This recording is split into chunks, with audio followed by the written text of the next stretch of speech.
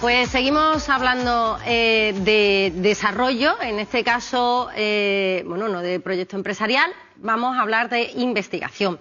Porque también una sociedad avanzada mira al futuro a través de los ojos de sus científicos y científicas, y sobre todo cuando logra evidenciar científicamente, con datos y hechos, que existen ciertas cosas que hay que seguir investigando. Y bueno, o que hay que tener en consideración para hacer políticas, iniciativas. La investigación así hace la transferencia de conocimiento. Y sobre todo para hablar, para divulgar. Está con nosotros en esta ocasión Dolores Basallot de Sánchez, es investigadora del ICMAN, del CSIC, aquí en Cádiz. Bienvenida, muchas gracias por estar aquí con nosotras. Buenos días, Almudena. Muchas gracias por la invitación y por darnos el espacio para contar nuestras actividades. Bueno, lo primero es la pregunta, ¿cuál es, de forma sencilla, cuál es el proyecto de investigación que está llevando a cabo en estos momentos? Porque ahora desarrollaremos cómo nos afecta, y bueno, cómo ha afectado cómo ha afectado el ser humano a todo esto. Bueno, mi línea de investigación principal se basa en evaluar la distribución espacial de los contaminantes asociados a la actividad minera, así como su toxicidad principalmente en estuarios y sistemas costeros. Porque muchas veces pensamos en el mar como un espacio infinito, lo hemos hablado aquí con multitud de expertos y expertas y parecía que lo aguantaba todo, pero nada más lejos de la realidad. Obviamente, como dices, nuestros océanos están sufriendo pues aporte de muchos contaminantes de muchos tipos, y este espacio, esta matriz, digamos que tiene también un límite, por lo tanto hay que controlar ese volumen de contaminantes. ¿Por qué la importancia entonces de estudiar sedimentos como en la investigación que está usted realizando?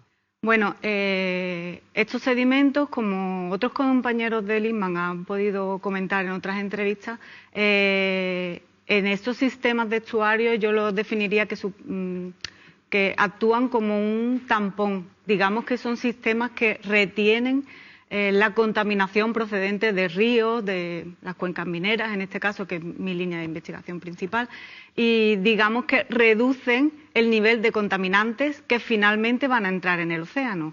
Por lo tanto, es vital proteger esta línea costera, estos estuarios, estos sedimentos, porque son los que nos van a retener, van a contener esa contaminación que se transporta por la actividad humana a través de los ríos.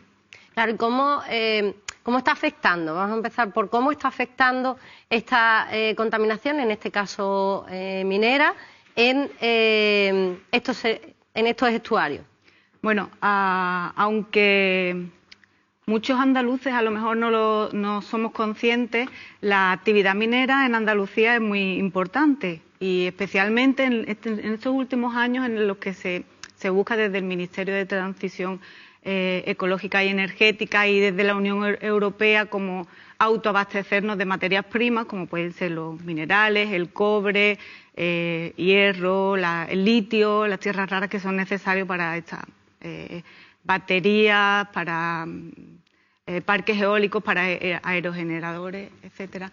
Pues la actividad minera en Andalucía en concreto, en la cuenca minera de Huelva, lleva como 5.000 años de historia, y desde los fenicios, tartesios, luego los romanos, luego los ingleses, pues han desarrollado esta actividad minera. ¿Qué pasa? Que todo esto también ha tenido un impacto ambiental importante. Las cuencas mineras del Tinto y el Odiel son importantes y casos particulares porque transportan toda esta contaminación asociada a actividades de minas abandonadas principalmente hacia el océano, hacia el Golfo de Cádiz, por ejemplo. Entonces son casos particulares, por ejemplo, el río Tinto en Huelva, que mundialmente conocido, está afectado por drenaje ácido de minas, que es lisiviados ácidos procedentes de la actividad minera, de la exposición de los sulfuros minerales a condiciones ambientales atmosféricas, pues este río Tinto está contaminado desde su cabecera, desde su nacimiento hasta su desembocadura en la ría de Huelva, en el estuario de Huelva. ¿Cuáles son esos?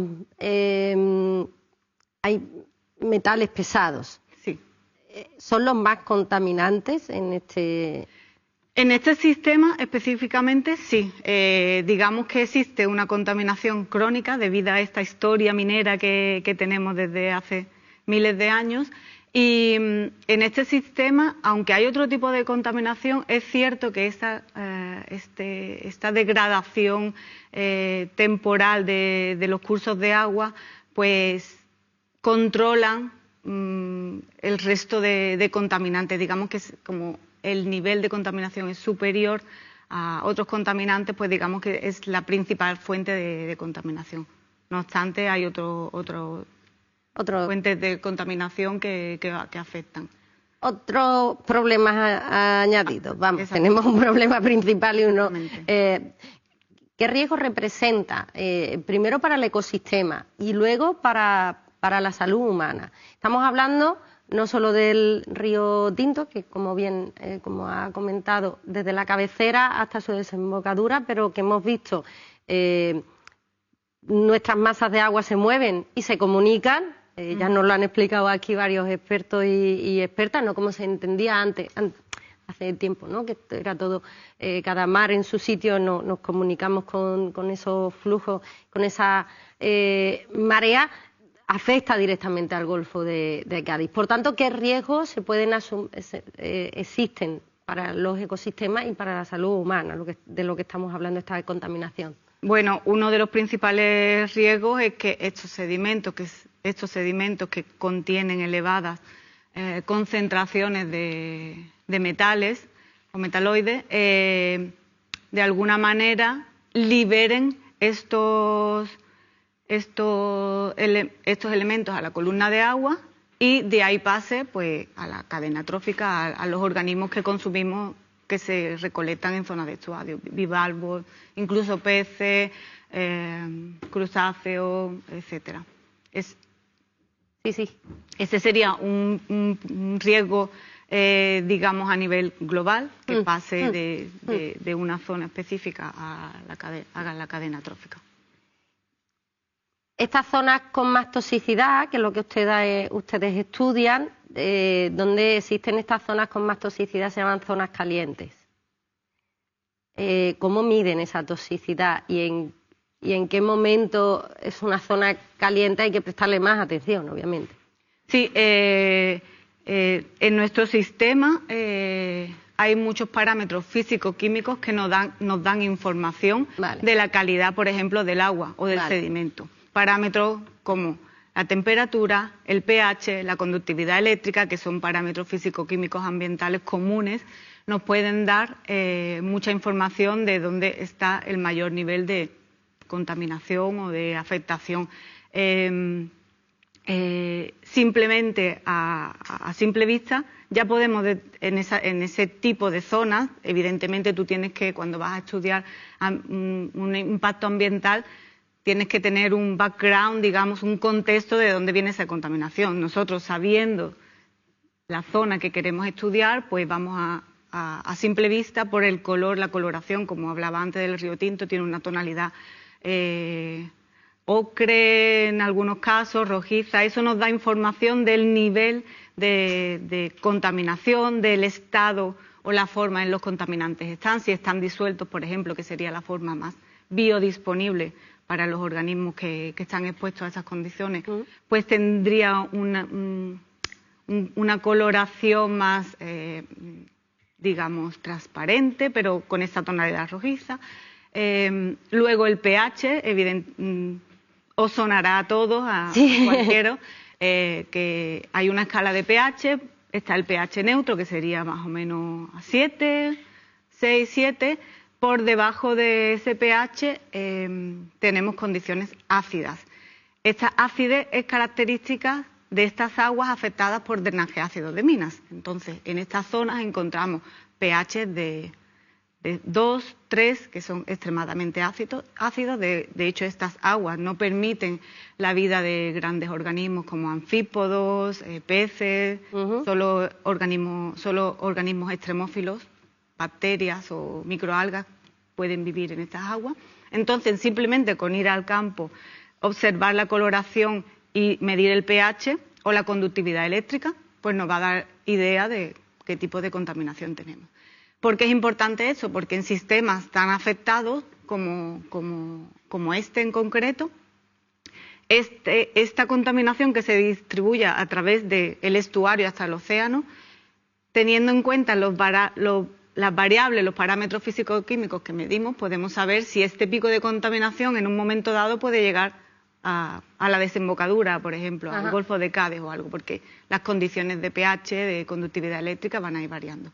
Nos pueden informar acerca de la concentración de metales o contaminantes que pueda haber en ese agua. Pero algo también interesante que ofrecen ustedes en sus investigaciones, que no solo es el ahora. Ustedes están hablando de que los sedimentos también guardan memoria y que nos pueden decir lo que ocurrió nos pueden decir muchas cosas lo que ocurrió hace décadas. En el estuario de la Ría de Huelva, en todos los estuarios a nivel normal, estudiándolos podemos obtener información de la actividad minera que se ha llevado a cabo a lo largo de la historia.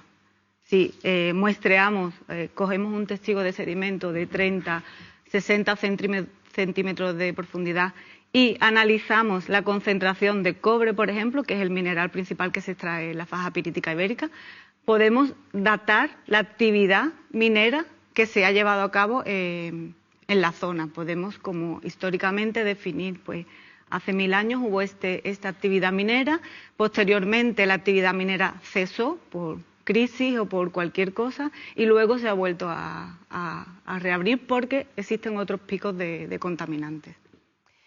Como los árboles, ¿no? Los círculos Exactamente, es una manera de datar y relacionarlo con la historia. En la bahía de Cádiz, en el Golfo de Cádiz, es cierto que no tenemos una minería, lo retomaremos la minería, pero no tenemos una minería, pero tenemos una actividad industrial, urbana, portuaria también. ¿Qué similitudes y diferencias se podrían encontrar entre ambas zonas de la que estamos hablando, ¿no? De minera, que tiene tanto impacto como aquí en la bahía del Golfo? Sí, es verdad que el caso particular de la Ría de Huelva es específico por la intensa actividad minera, pero todos los estuarios reflejan de alguna manera el tipo de contaminación que la sociedad de alrededor, las poblaciones emiten. Pesticidas, fertilizantes, residuos de medicina, de actividad, pruebas analíticas, fármacos, todo eso hoy en día estamos viendo que en las zonas de costa se concentran, se retienen y somos capaces de analizar. Y podríamos también determinar el tipo de comunidad o de población, cuáles son las primeras actividades industriales en función de la caracterización de esos estuarios o sedimentos de estuarios o del agua. Cuando se encuentran estuarios o zonas calientes o picos de toxicidad, quiero decir, cuando ustedes encuentran, investigadores e investigadoras en determinados puntos, ¿qué pasos se deberían seguir por las administraciones y gestores ambientales? ¿Qué pasos se deberían seguir o qué se siguen? Una cosa importante cuando nosotros trabajamos con contaminantes inorgánicos o orgánicos también, es que a veces no solo la concentración es un factor importante, sino la forma en la que ese contaminante se encuentra en el medio. Digamos que la biodisponibilidad, que al fin lo que nos interesa al fin de cuentas es que saber si ese contaminante va a repercutir en la población humana o en el medio ambiente, digamos. Entonces, a veces tenemos concentraciones elevadas de contaminantes, sí, pero no están biodisponibles, están de alguna manera retenidos pues con el propio material de los sedimentos, la vegetación que lo asimila y lo retiene. Entonces, aunque las concentraciones sean importantes, su biodisponibilidad es baja. Otras veces todo lo contrario, existen concentraciones bajas de contaminantes pero que están muy biodisponibles, por lo tanto su impacto es mayor. Entonces nosotros, cuando hacemos investigación, una de las principales medidas que tomamos es concentración, medir concentración. Nos vamos a la regulación, a la legislación, vemos si se superan los umbrales o los límites permitidos por ley. Y el segundo paso sería evaluar su biodisponibilidad mediante digestiones o extracciones que nos permiten, digamos, extraer la fracción que sería más biodisponible o más perjudicial, por decirlo de alguna manera. Y el tercero, último caso sería ver la fuente. O sea, a veces sabemos, porque es evidente la fuente de contaminación, otras veces nos encontramos y decimos, bueno, aquí estamos viendo una concentración anómala o elevada de este elemento y ¿por qué se está produciendo aquí? ¿De dónde viene? Y entonces pues investigamos cuál puede ser la fuente de contaminación. Está claro que estamos hablando de años de maltrato por el ser humano, de nuestro entorno. Hablamos de la parte de la ría, pero también, bueno, de nuestro entorno en la bahía y por tanto, del Golfo. Pero estamos llegando en un punto en que incluso la legislación a nivel, sobre todo europea, que es la que nos tira un poquito más de la oreja, en el caso de la minería, igual que en la portuaria y demás, la legislación medioambiental tiene unos mayores controles. Es decir, estamos cambiando, se está cambiando, porque estamos hablando de una contaminación efectivamente histórica, pero ¿ustedes están viendo ese cambio de una extracción más sostenible, por ejemplo, en el caso de la minería? Por supuesto, eso es evidente. De hecho, la regulación europea a la que se tiene que adaptar España, una de las más restrictivas o más conscientes a nivel mundial para temas de emisiones contaminantes. Las actividades industriales, incluyendo la minería, hoy en día los proyectos de explotación no tienen que acogerse a la regulación actual y tienen que hacerse cargo de todos sus pasivos ambientales, de todas sus aguas contaminadas, o sea, no pueden emitir. Evidentemente, sabemos que cierta actividad económica tiene cierto impacto ambiental y que ese es inevitable. A veces compensa más lo económico que lo ambiental, pero sí que es verdad que la regulación hoy en día es muy exigente y todas las actividades en activo, industriales o eso, tienen que cumplir esa regulación y no pueden emitir contaminantes o metales como sin control, digamos. Están fiscalizadas, digamos. ¿Y hasta qué punto es realista pensar en una recuperación total? Pues sí, es difícil una pregunta. Por ejemplo, en mi línea de investigación, la actividad asociada a las minas, el gobierno autonómico está apostando, por ejemplo, por una restauración de las cuencas mineras. Eso implica, pues, limpiar, digamos, de alguna manera, todos esos residuos de minas abandonadas que hay en la zona. Hay un interés real. Otra cosa es, pues, otros problemas sociales, económicos. Todo apunta a que puede haber una restauración, regeneración o reducción del nivel de contaminación en las cuencas mineras, que a su vez se va a ver transmitido en el estuario y en el Golfo de Cádiz, porque al limpiar, reducir los contaminantes de esas aguas que son transportadas, pues evidentemente va a venir, en vez de entrar al estuario o al Golfo de Cádiz un agua con un pH 3, pues entrará con un pH neutro, 7, que es mucho más, ambientalmente es mucho más bueno químicamente, digámonos. Pues bueno, con esa idea nos quedamos, que se están dando caso y que son más conscientes esos cambios, sobre todo gracias a bueno, ese tirón de orejas que hacen nuestros científicos y científicas, que para eso están evidenciando científicamente, no siempre las hipótesis que creían, por eso están evidenciadas científicamente, que no es que se lo inventen porque ellos quieran que suceda eso, es que está lo que les dice la evidencia. Muchísimas gracias, Lola Basayote del ICMAN, del CSIC, gracias por supuesto y a todo el equipo, gracias por seguir insistiendo en la necesidad de ser conscientes y en la sostenibilidad. Muchas gracias. Muchas gracias, Almudena. De nuevo reitero el agradecimiento por parte del ICMAN por darnos este espacio para visualizar nuestras líneas de investigación.